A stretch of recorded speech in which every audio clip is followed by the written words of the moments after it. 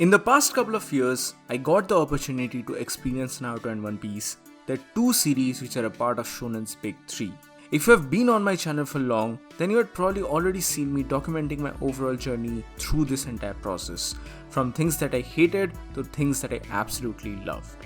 However, this time around, let's talk about the last member of the Big 3, the often forgotten member for that matter, in the form of Bleach. Now this is going to be a proper blind review video series from my side, something that I learned from Totally Not Mark's One Piece blind review series, and therefore I'm going to apply a somewhat similar approach here. My knowledge about Bleach is absolutely negligible, and the only thing which I know about the series is that Ichigo is the central character and he looks really cool. Just that's it, nothing more than that. Also, one of the major reasons why I wanted to make this review series is that I really want to read the Bleach one shot which came out recently, but I don't want to go there without knowing a good understanding or without having a good understanding of the series, and therefore I decided to give it a shot right from the very get-go, and I just hope that I can eventually arrive at the Bleach one shot with you guys through this blind review series for Bleach. With that being said, hello and welcome to Underbaizy, and thank you so much for joining in. This is the part 1 of my Bleach blind review series. Thank you so much to each and every one of you for joining. This really means a lot for me. Now, some ground rules which I want to lay down before we begin the video. I am trying to stay authentic to the material of the series, and therefore I am going to mostly be enjoying the Bleach manga.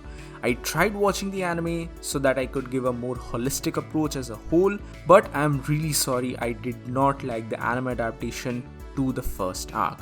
After reading the first couple of chapters, like around the first 10 chapters or so of the manga, and comparing it with the anime, I just couldn't stand the anime's first episode in itself. The amount of censorship, cut content, and outright changes that happened from the manga was something that I really could not appreciate at all.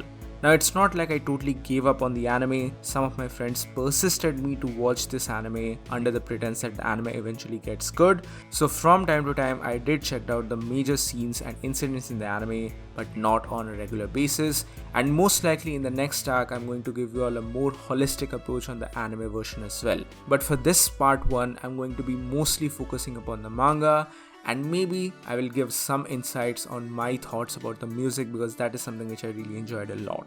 Also, initially I did not want to make any sort of comparison among Bleach and the other two shonen series of the Big 3. I have already seen Naruto and One Piece a lot, and therefore I wanted to keep the series of review bias free. However, in the grand scheme of things, it's just not possible for me to look at Bleach as a singular entity. Therefore, I'm going to make some references to the other anime from time to time, especially in order to achieve some criticism, both in good as well as bad manner, or basically I will try to give a more rounded approach or a more nuanced approach to the entire medium. Because honestly, now that I started reading and watching Bleach, I can definitely see that a lot of the newer generation of anime has taken at least some form of inspiration from Bleach. Therefore, I would like to acknowledge that in this particular review series as well. With that being said, now let's begin with the story. So, Kurosaki Ichigo has a special power because of which he can see dead people, which is established right from the very get-go.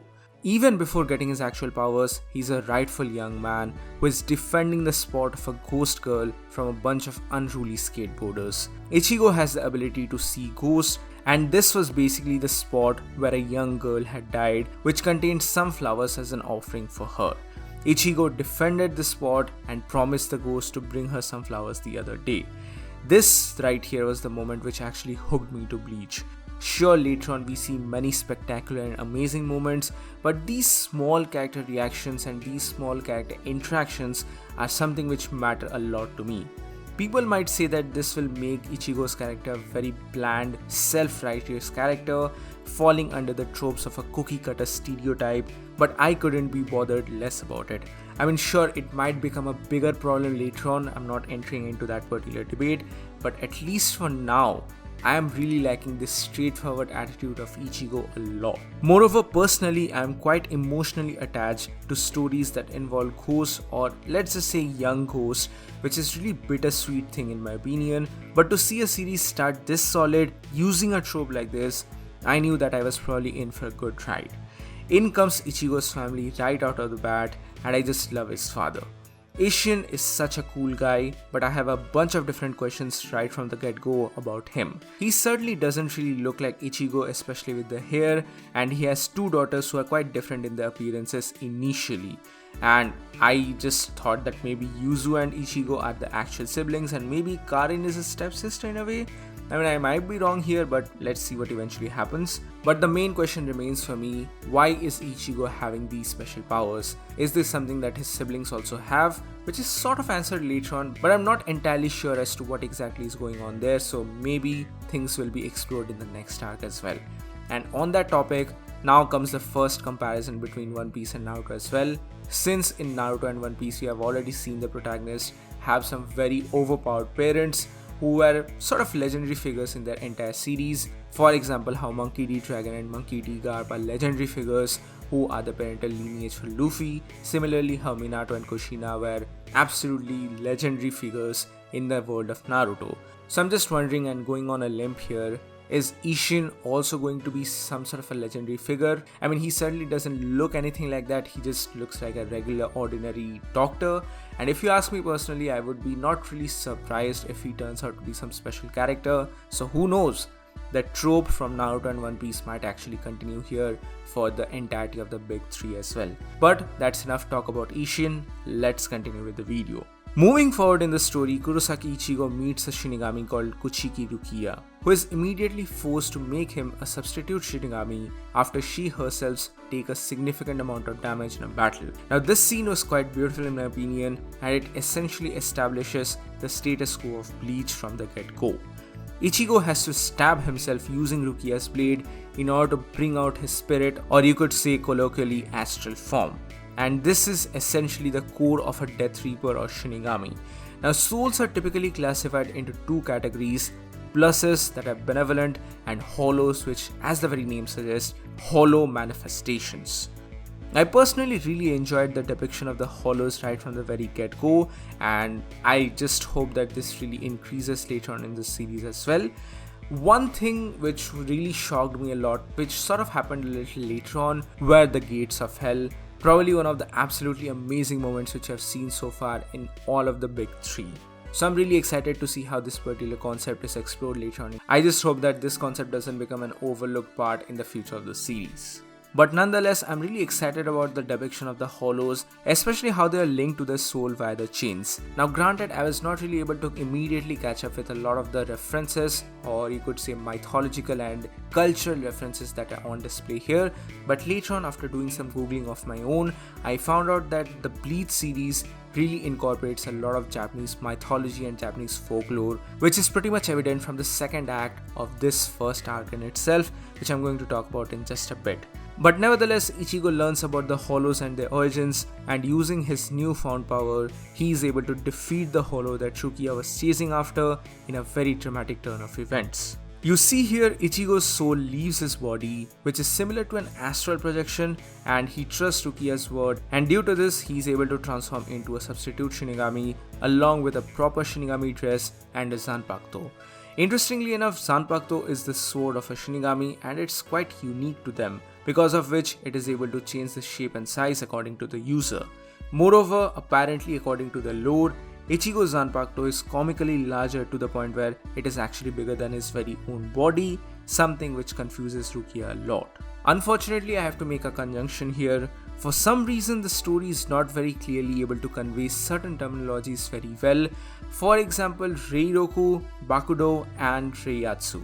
I'm really sorry if I mispronounced them. I don't want to spoil myself here by reading the wiki, so I decided not to learn about them from the outside sources, and thus I hope that the series gives us a proper explanation of these concepts, and I guess it's an issue of the early 2000s translations as well, but nevertheless, I guess all of these are sort of combined into spiritual presence, or basically presence.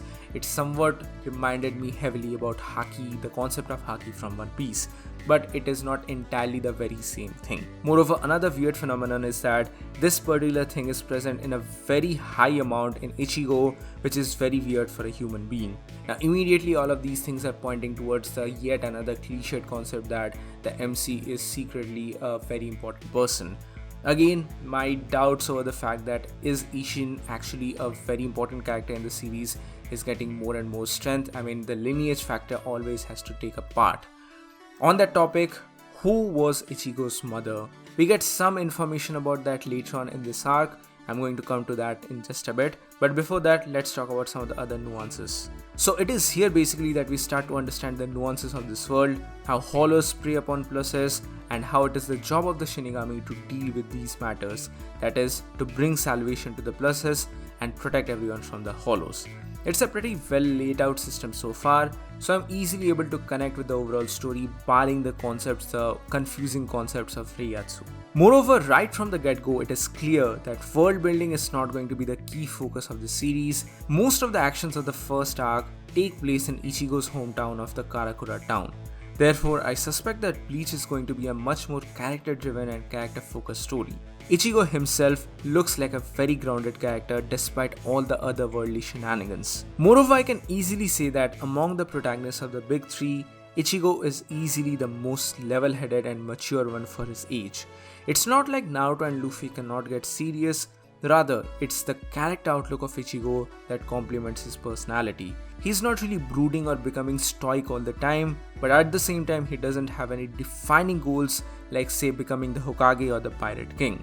Instead, he's content with who he is and is simply being a character with a high moral compass, which is shown time and time again from various instances of his life and his interactions with his friends. Naturally, one might say that this makes him a very dull protagonist for a shonen, but I digress. Moreover, this personality complements very well with the premise of a series that is literally based upon death in itself. Now, it took me a while to actually get here, but initially I was not really able to understand why this series is actually called Bleach. Now, this never really happens for me that much, but I guess I was not keeping my mind into the Japanese context of things. Because for the most part, in say One Piece or Naruto or Attack on Titan or any contemporary show, the meaning behind the name of the show is immediately visible. But for me, who is not a Japanese, I was not immediately able to get the reference as to why the series is called Bleach. And now that I think about it, it makes a lot of sense, especially considering the entire homogeneous society of Japan as a whole, and why Ichigo is sort of pointed out because he has natural orange hair, and that is one of the major reasons why this series is actually called Bleach, because everyone believes that he's just a delinquent who is trying to get his way in his life without following any proper rules, but that is not the case here, and I feel like that's a pretty interesting wordplay used by Kubo here. So good job there, absolutely good job. I'm sorry I was not able to understand that right from the get-go, but yeah, that's a really good thing. Another equally interesting and intriguing pun or wordplay utilized by Kubo here lies from the very first chapter of the manga, which is the death and the strawberry. Now, initially I was not aware of this particular concept because I'm not really familiar that much with Japanese nomenclature as a whole, but eventually when I found out about it, I was really blown apart by it because the nameplay and the wordplay is absolutely on point here, because the death is obviously a reference to Rukia here because she is a Shinigami, a soul reaper, and on the other hand we have Strawberry. So who is the Strawberry? It is actually none other than our protagonist, Ichigo Kurosaki. Now, Ichigo technically means the best guardian, but at the same time it's also wordplay or a meaning of the word strawberry in itself. So that's a nameplay or a wordplay which I was not expecting to see at all, but apparently this is something which Kubo wanted to do for a very long time, like this was his plan all along. So yeah, that is pretty awesome. That's a pretty awesome nameplay and wordplay which is involved here, and these are some of the smaller intricate details of the series which really nuances you, which really impacts you a lot. I'm not really getting too much in depth with these right now because I don't want to spoil myself with say spoilers for the final act or any major villains or all the foreshadows which are probably going to come up very soon. So I might come back to all of these references and concepts once I have properly seen or read or consumed Bleach as a whole. So that is my current plan in a way you could say. Now coming back to the story, soon after this first encounter and first fight, we learn that something is wrong because Rukia is not able to regain her Shinigami powers. Now under normal circumstances, she would have been able to do so very soon, but for some reason it's just not working out for her at all. Therefore, she strikes a sort of deal with Ichigo in order for him to become a part-time or a substitute Shinigami and work in place of her for a temporary amount of time.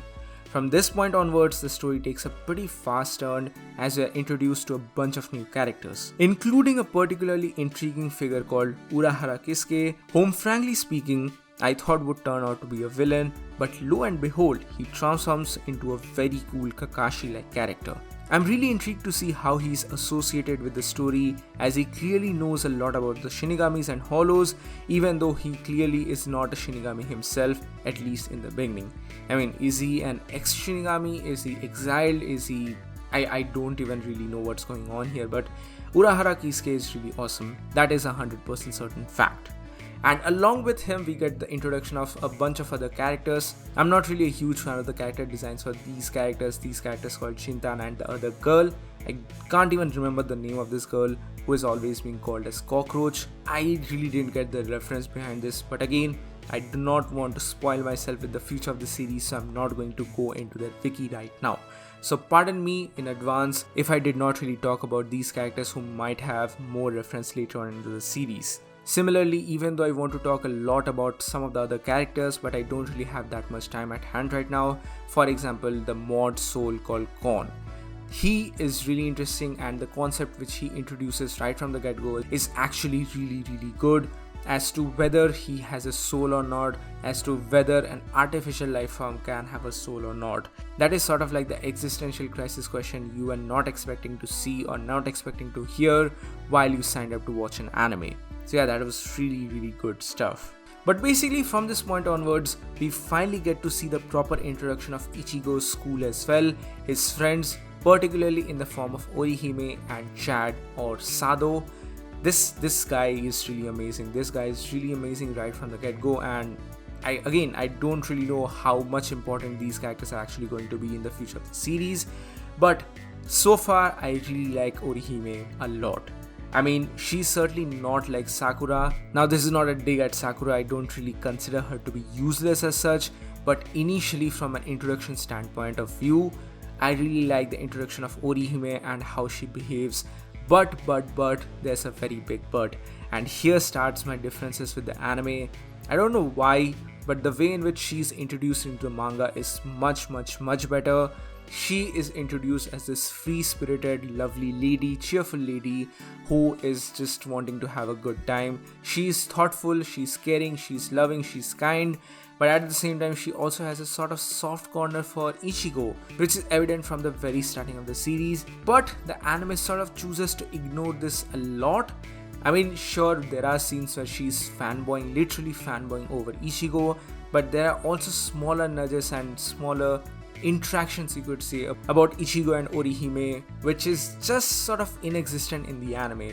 I'm not really aware of what's the condition of the relationships that are going to be in the future of the series, but the anime sort of has its own decision here because they are definitely showing a lot more of Ichigo and Rukia moment. I'm not saying that I hate it, but it's just something which I was not expecting to see, especially after reading the manga. And talking about it, we are introduced slowly to the world of the series even more, because Orihime actually had a brother who died a while back, and again we are diving into some very deep Japanese mythological stuff. Again, this particular incident really reminded me of Anohana series, the series Anohana, and how Japanese culture essentially links with death.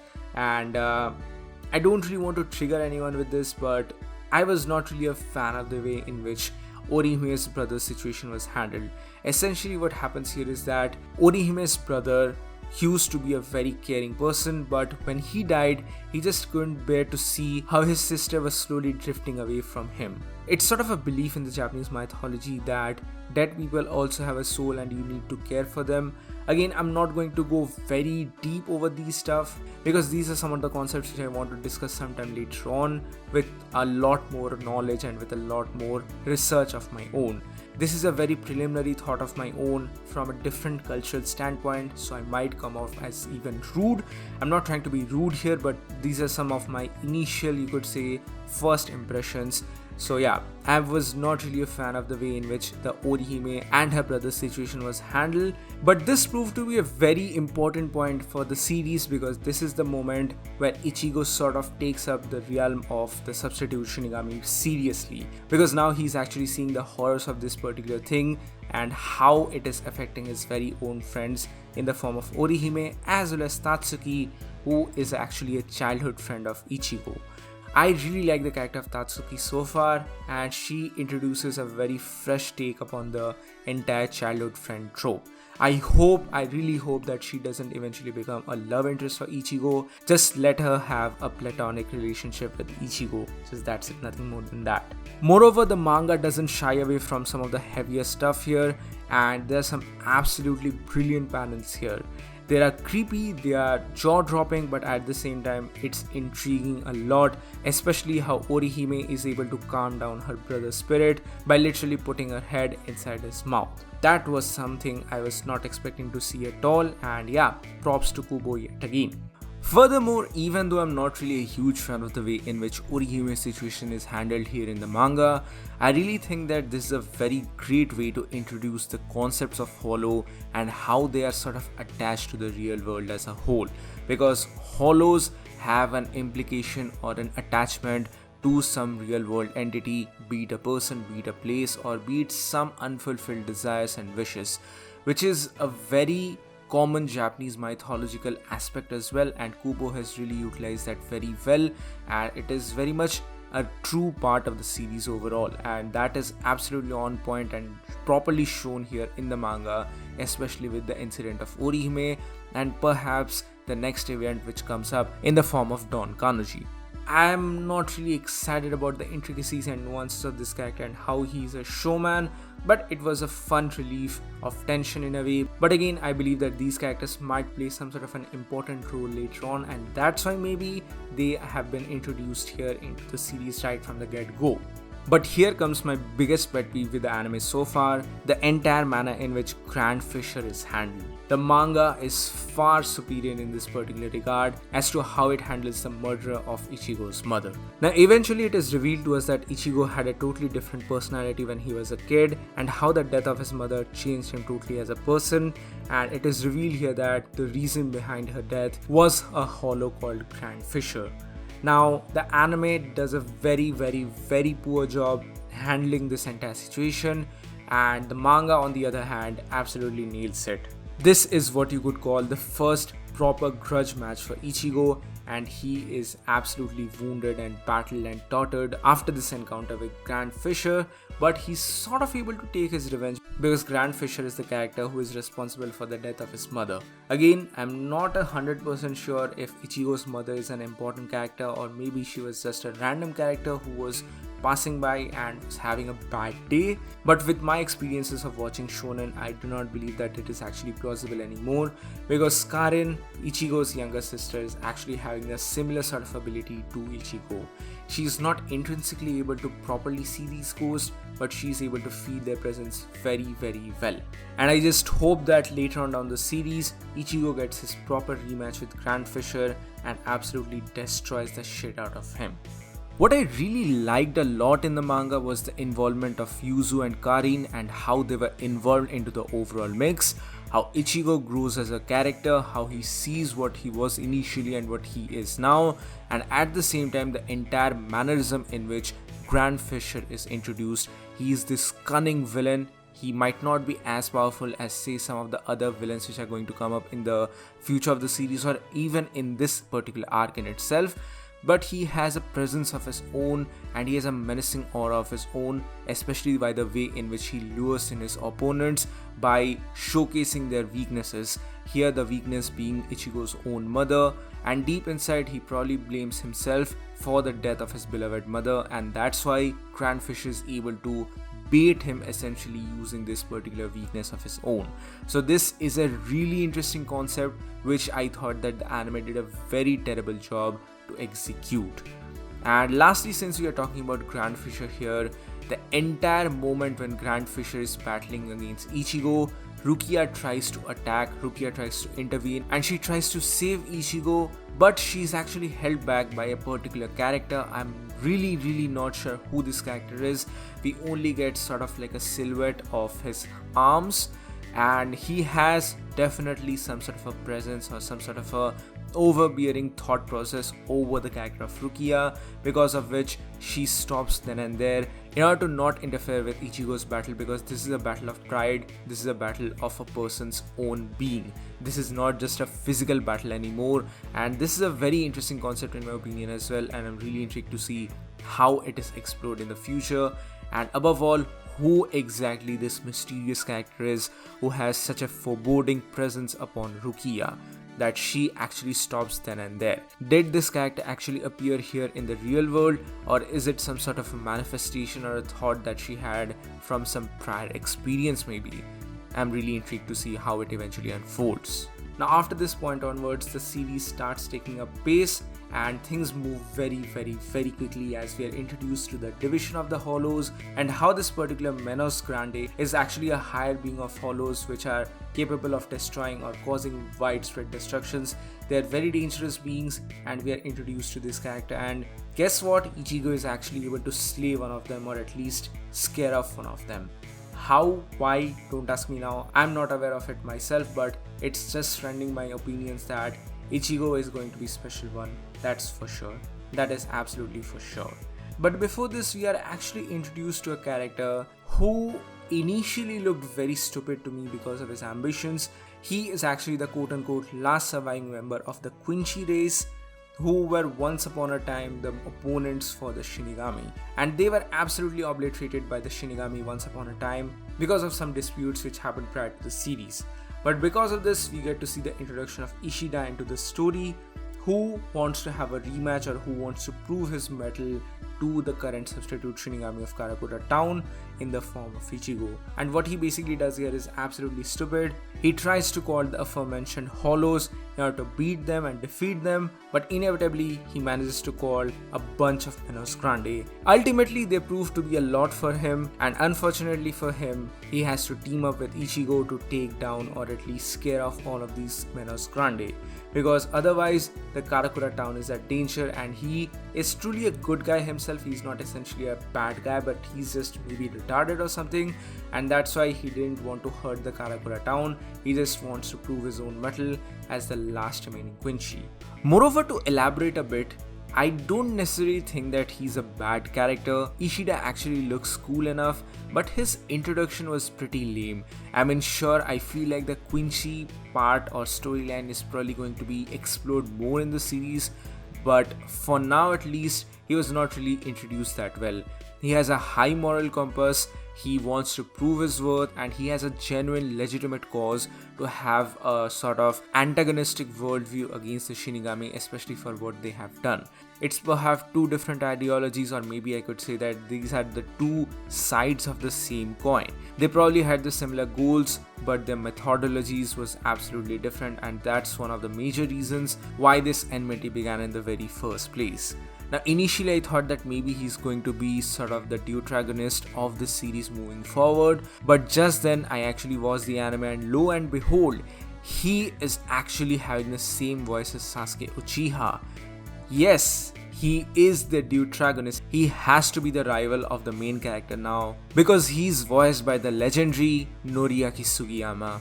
I mean, that's Sasuke, that's literally Sasuke. So yeah, Uryu Ishida is perhaps the equivalent version of Sasuke. I think that makes a lot of sense as well, because hey, Sasuke was also planning to get his revenge upon the massacre of his clan, so it's a similar predicament in a way. I know I'm not making any wild assumptions here, but this is simply a surface level interpretation that I'm making right now in the series so far. Now here also in this process we eventually learn that both Orihime as well as Chad also have some sort of powers of their own. They have been able to see Ichigo going out of the school and trying to defeat all of these Hollows which are currently affecting their town.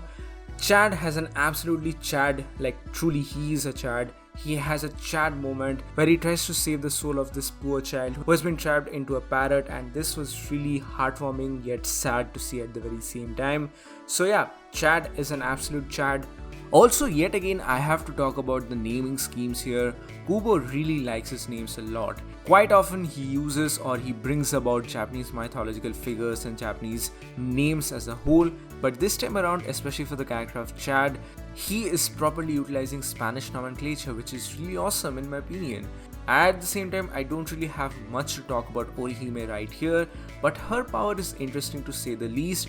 Again, I really don't want to go very in-depth over all of these things, but basically what happens is that both Chad as well as Orihime discover powers of their own, and that is going to be very important for the next arc as well, because right after all of these shenanigans happen, we are introduced to two characters, and I'm getting excited here, really excited here, because the first character is Lieutenant Renji Aburai and the second character is actually Captain Kuchiki Byakuya.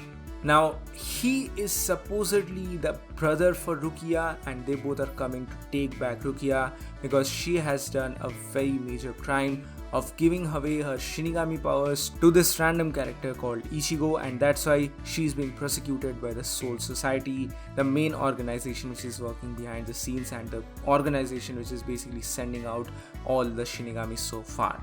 And these characters managed to introduce their powers as well, and Ichigo is absolutely destroyed by the Shinigami powers.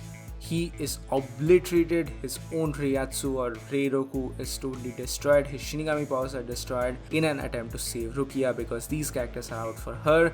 She has been prosecuted and she's probably going to be charged for her crimes. Now, is this really a crime worthy of anything? Because let's be real, she was not harming anyone, she was just doing her job and she did what she thought was actually good here. So I do believe that this is a really harsh terminology for her, but let's see what eventually happens. Also, Ichigo tried his best, but he failed in this particular regard. He is not dead yet because he is eventually saved by Urahara Kisuke. This character is literally the Kakashi of the series, and that I'm saying in a very good way. So the final parts of the first arc introduce us to some of the concepts, some of the major interesting concepts involving the Zanpakuto and some sort of a release. I believe that this is the same thing which happened with Aburai Renji as well. Incidentally, this thing is actually called a Shikai or a release, and the initial release which we saw from Renji was actually called Sabimaru, and it was pretty cool to say the least. And right now in the series, Urahara Kisuke actually has to train Ichigo in order to bring out his own release as well, and in order to do something like that, he has to do a mental training. Now this entire part is pretty good, where he has to focus upon his own self, he has to break apart his own hollows, and in this particular manner, he sort of meets the soul inside his very own Zanpakuto, and finally, this character is revealed to be Zangetsu. So this is the person or the soul which resides inside of his Zanpakuto, and eventually, he gets his very own release and he gets to learn the name of his Zanpakuto, that is Zangetsu. Incidentally, Urahara Kisuke also has his own Shikai, and this just makes me doubt even more about who this character actually is, because he has a Shikai of his own. He also knows a lot about the Shinigamis as well. So who exactly is he? Is he a former lost Shinigami who has been abandoned, who has been banished, who has been, I don't know, whatever he did in the past? But he knows a lot. He knows a lot about the Soul Society, so it's gonna be really interesting to see how he is actually involved in the overall story process. And before leaving for the Soul Society, Urahara Kisuke also decides to teach Ichigo about his most important technique in the form of Getsuga Tensho. But on the other hand, we also get to see a look inside the Soul Society as well. Rukia is imprisoned. At the same time, we get to see a bunch of other captain level characters as well. Not just Byakuya Kuchiki, but even characters called Gin and even a character called Kenpachi who looks really fierce. I wonder if this guy is gonna be a villain or a foe or a hero, who knows about it. But all of these things heavily remind me of Black Clover as well, and now I'm finally able to get the connection as to where Black Clover took all of these concepts from. I'm not saying here that Black Clover copied anything or any other show for that matter copied anything, but this entire format of a captain and a squad has been heavily influenced by Bleach, and we gotta give some credit to Kubo here because this is absolutely amazing. I'm so eager to see what the next arc holds in store for us. And also there's a talking cat. There's a black talking cat who is called Yoruichi. No idea about who this guy actually is, but I'm really intrigued. I mean, sure, this is a series where we have literally dead people and Shinigami and whatnot, but hey, it's a talking freaking cat. who is not going to be excited about that? It's a talking cat. So yeah, I'm really excited to see what exactly is going to happen here. Moreover, Ishida joins Ichigo in his upcoming pursuit, and he's not alone yet again because Orihime and Chad also join him, and they are about to enter now into the Soul Society. Now, some preliminary thoughts here.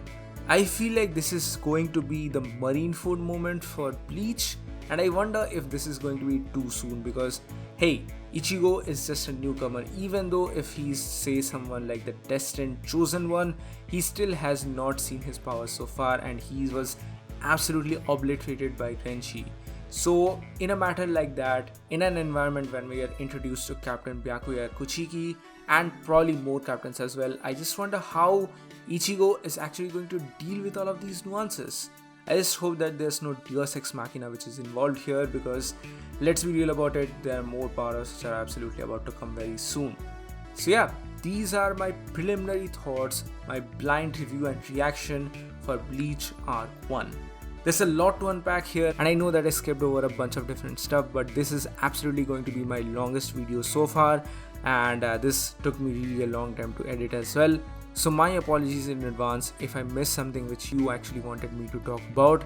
If there's something like that, do let me know in the comment section below. I will probably make some follow-up videos talking about only those specific stuff. Again, I personally want to talk about some of the Japanese mythological and cultural concepts which have been introduced in the series, because there's a lot of Japanese vibe and Japanese cultural influences which I could spot right out of the bat. But I'm not a very learned person, I'm not a person who has done my proper research about these things, so I would refrain from giving a proper opinion right now. What I gave here was my first thoughts, my initial reactions, and I can be wrong about it, so I'm not gonna make a separate video without making a proper research. So these were my thoughts about Bleach.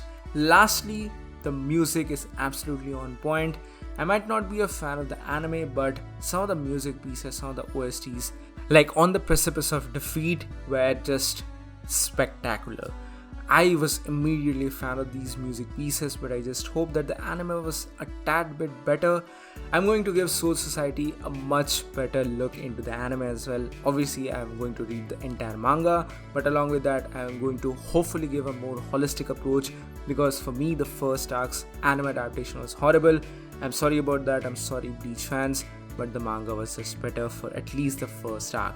My friends have already told me that things improve later on, so I'm gonna give it a shot. I'm not going to be blindly a hater here, but this is it for my review or reaction or blind reaction for Bleach Arc 1. Some final thoughts. I feel like Rukia is easily my favorite character of the series so far. She's a mix of everything and provides an array of emotions that the series needs at times. She can be stoic and serious, but at the very next moment, her silliness fills up the scene. Be it the moments in the high school or the manner in which she spectacularly fails to draw. It's absolutely on point for a character like her, and she's easily my favorite addition to the cast so far, and I'm really eager to see where she eventually lands up in the future of the series, especially considering the entirety of the Soul Society arc and how her trial goes forward in the series. Moreover, something which I feel is very underrated for the series of Bleach as a whole is the art of Kubo. I mean, sure, there are great moments here and there which a lot of people acknowledge at times, but for the most part, Kubo's manga art is just so clean, crisp, and spectacular overall. I'm not saying that it is absolutely perfect without any shred of problems. There are moments where the dialogues are just too heavy and they fill up the entire scene where it doesn't really seem that consequential at all. But for the most part, the paneling is absolutely crisp and on point, and there's enough breathing room for the characters to actually show what they're capable of. There are some really amazing moments so far in the series which I really enjoyed a lot for the manga, and again, I'm really excited to read forward and to see what is in store for us. So what do you guys think about all of these things? Please do let me know your thoughts in the comment section below. This video really took me a long time to make, so a like, a thumbs up, and a subscribe would be really appreciated here. We're trying to hit 10,000 subscribers by the end of this year, so just be sure to hit the red button. It's free and it's really awesome. So thank you so much for joining in, everyone. See you all on the next one, but in the meantime, be sure to join the channel membership for some very cool perks and features, and join our Discord server for more. This is Wonder YZ. See you all on the next one.